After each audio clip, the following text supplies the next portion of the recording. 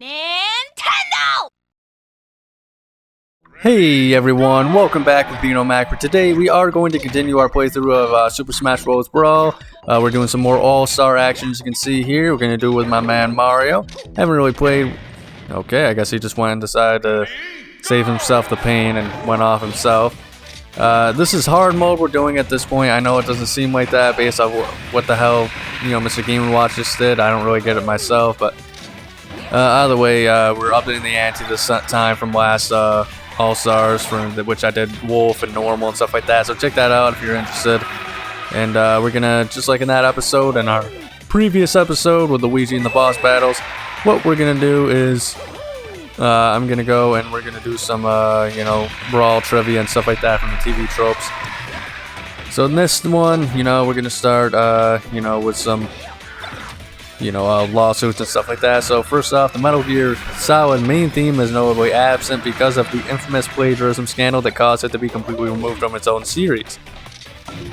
Never played Metal Gear Solid, I don't know what the main theme song sounds like, but that is interesting to think that there seems to be some sort of plagiarism going on with that involved. I don't know, I know there was the plagiarism scandal with Dragon Ball Z Budokai 3, and a lot of people, they say, oh yeah, man, clearly it was... these songs were complete rip-offs, the notes sound exactly the same. For example, the one that people always talk about is Cooler, the Namek song from Budokai 3 called Ultimatum, and it apparently sounds like a carbon copy of the game. To me, it sounds like it was inspired by it. I don't know, I can't read music notes.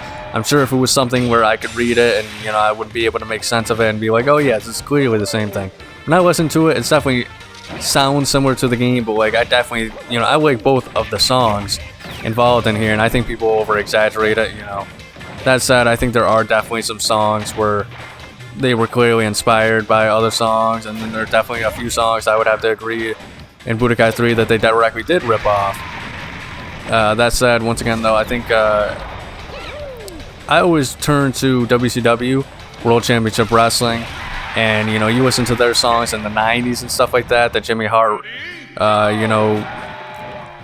repurposed some very popular songs at the time and stuff like that, and he knew how to skirt the copyright laws, and I think they sound way more blatantly copyright infringement for those kind of songs in WCW. Listen to DDP's song from WCW, and then listen Smells Like Teenage Spirit, I believe is the song that was directly based off of. Chris Jericho had two songs where they just literally stole the instrumentals to very popular songs, Even Flow by Pearl Jam. I mean, it's literally the instrumental, and they pretty sure they did not pay for the rights to use that. So I have no... It just kind of interests me. I'm not saying that, okay, that means that if there is some plagiarism or copyright laws that they should be able to get away with it because WCW did. I'm not saying that is a good thing that WCW got away with that stuff, but I think those songs sound way closer to what we got in Budokai 3 and stuff like that. The plagiarisms. I think the one that sounds the closest to me, quite honestly, is 100% the Iron Man song. By Black Sabbath. Sounds very similar in an opening to one of the songs that plays for a big bad guy like Broly or something like that in that game. Also, I mean, they even had a freaking version of Iron Man for Vince Russo in WCW and stuff like that as well. So I don't know, man. I mean, it's weird when it comes to that kind of copyright laws and lawsuits and stuff like that. But I guess we're just gonna have to move on from that one. Then there's also issues as to why Sonic CDs, Sonic You Can Do Anything, is on the scrap music list, potentially to avoid paying royalties to Kyoko Utoko and Casey Rankin. Probably mispronounced the first fellow's name, but I don't really know anything about that. It just sounds like they don't want to pay him copyrights, and I don't know what the deal is with the Sonic CD, soundtrack, if I'm being honest. Snake Eater and His World are from the above series are the only available as instrumentals, possibly due to paying royalties to the original singers. So yeah, I honestly didn't know that those songs had, you know, lyrics and stuff like that. Kind of reminds me of in Guitar Hero, the original one. They had, you know, Jimi Hendrix. He had Spanish Castle Magic, I believe, is what it was called. And you know, the Guitar Hero guys, I guess they didn't have the rights to Jimi Hendrix's vocals, because apparently Jimi Hendrix, you know, family and like the ones in charge of his likenesses and, you know, distributing his music and stuff like that, apparently they're just kind of weirdos and they're very stingy with that kind of stuff. I don't know how true that is, but I don't know. It sounds like it's a lot of times in music, you know, the families and stuff like that of deceased musicians seem to be kind of assholes with using the rights and stuff like that. You know, I mean, like, I'm not saying they shouldn't get paid really good money for using that kind of stuff, but it sounds like they're very picky and choosy, saying, oh, we think that, you know, this guy would not want his music in there or in this or whatever. I don't know the musicians. I don't know what Jimi Hendrix would like and stuff like that. I don't know what Tupac would like when it came to freaking, you know, WrestleMania 2000, having his music in, but I would assume, you know, they probably wouldn't really care that much if their vocals or their songs were used, as long as they were getting paid respectfully. But like I said, I don't know them exactly. And I'm sure there's definitely a lot of other musicians that are like that when it comes to using their music in media and stuff like that. But like I said, I don't know them. They're not here anymore, unfortunately. Who's to say what they would have done, if whether or not their families or their you know, current license holders are the ones who know best for them. So apparently the reason Sonic didn't have much of an actual role and only shows up at the end of the Subspace Emissary to fight Taboo is because Sonic wasn't added to the roster until over halfway through development. With the licensing and finalization of Sonic's spot on the roster coming so late, there was no time to go back and rewrite Subspace Emissary's story and redo cutscenes to have him in, which explains his out-of-nowhere appearance tacked on at the end. See, once again, I get people being frustrated not being able to play as Sonic much sooner in the game of Subspace and stuff like that. But I think as far as like his entrance in the story, as well as and you know, his relevance to the story, I think that's just a really awesome entrance. Personally, I think it was really cool that, you know, he came in there and once again he kind of just saved everybody's sorry behind from Taboo, took him out, you know, his wings weakened up to the point where the Fires had a chance to fight him just in general, when if he wasn't there, you know, everybody would have just been screwed over and stuff like that. So I don't know, I'm a little torn, but I definitely understand, you know, where people are coming from as far as the playability with Sonic goes and Subspace Emissary. Toon Link, Jigglypuff, and Wolf didn't show up until Subspace Emissary as bonus characters had to be in the game for a similar reason. All three were among a designated group of low-priority characters planned for inclusion but not seen as essential, and thus were expendable and got scrapped mid-development as needed to satisfy development constraints. Because of this, they were withheld from being given a real role in the story, as rewriting the plot to account for a character's removal while redoing already done CGI cutscenes with scrapped characters wasn't particularly feasible. So everyone involved in Subspace Emissary had to be characters whose spot on final roster was locked in early in development. This was also the reason why they're the final unlockable characters in the game outside the adventure mode. Which, you know, I think I've kind of gone over that at some point during my Subspace Emissary playthrough. Apparently, the original plan for the game was to have a separate team work on the Subspace Emissary. However, Sakurai couldn't find a suitable team, so the base team had to work on the mode while developing Brawl. This made some of the mechanics of the game less polished as a result, and part of the reason why Sakurai was frustrated with how the cutscenes were posted onto YouTube. Yeah, I can definitely understand that 100%.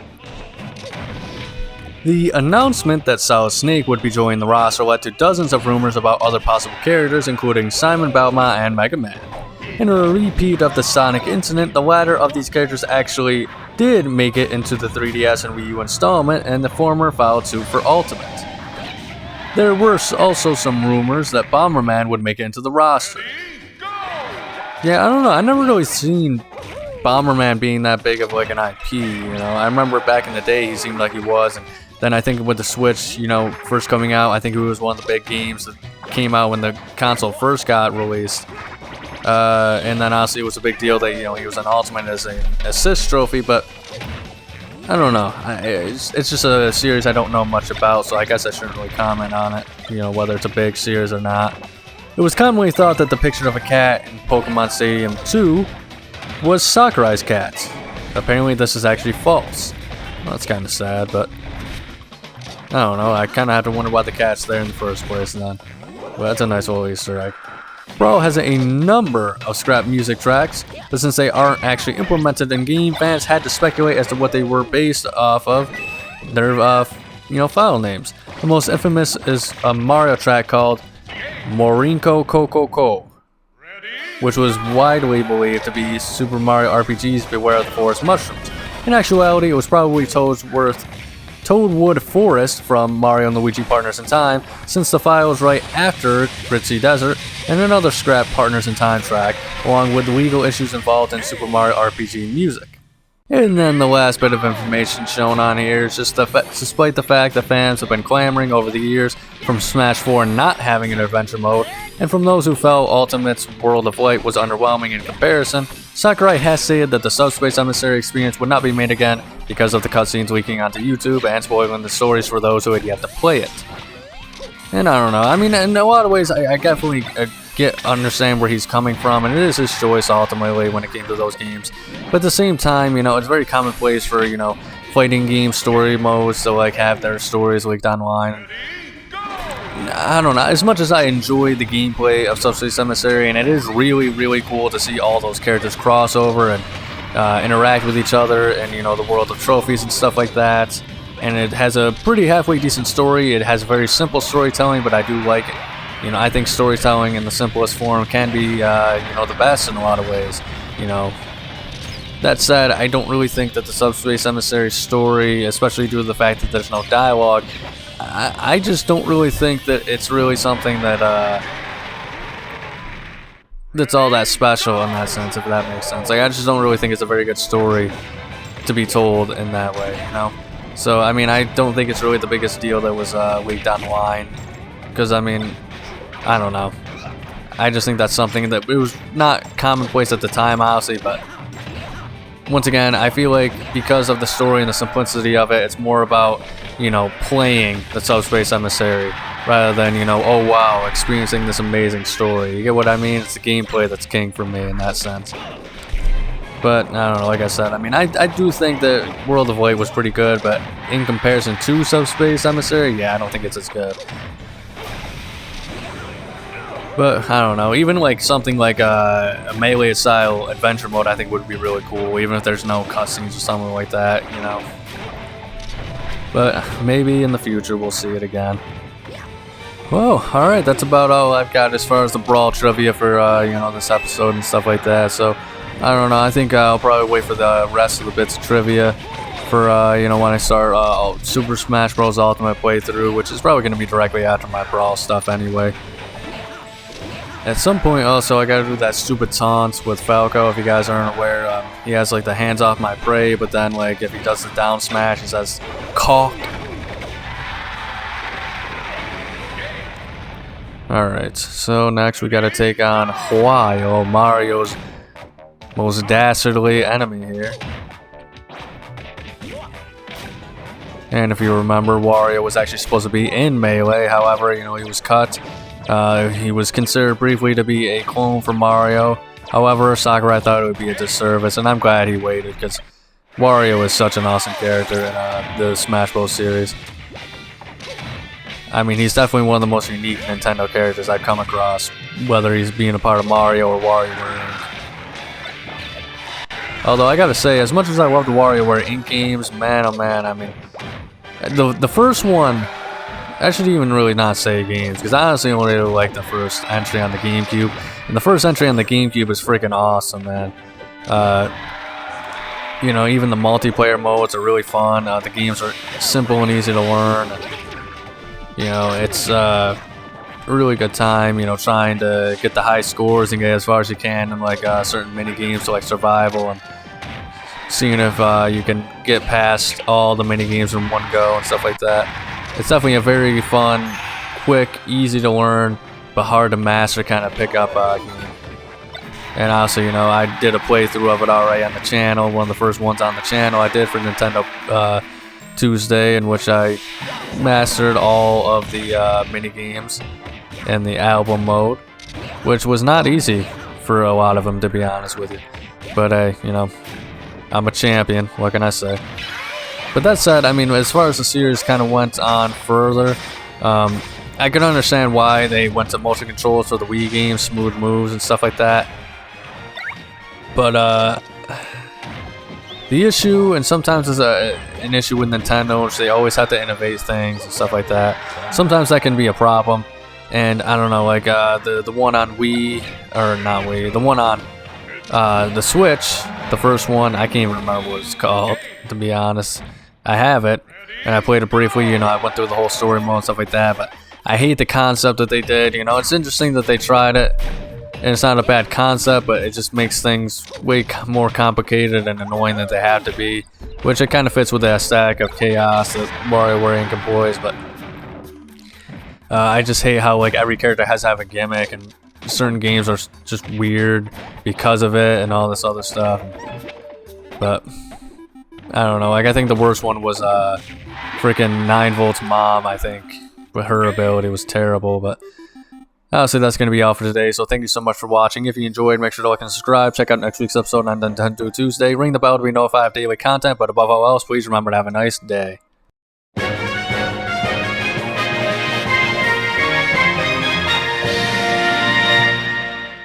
Congratulations!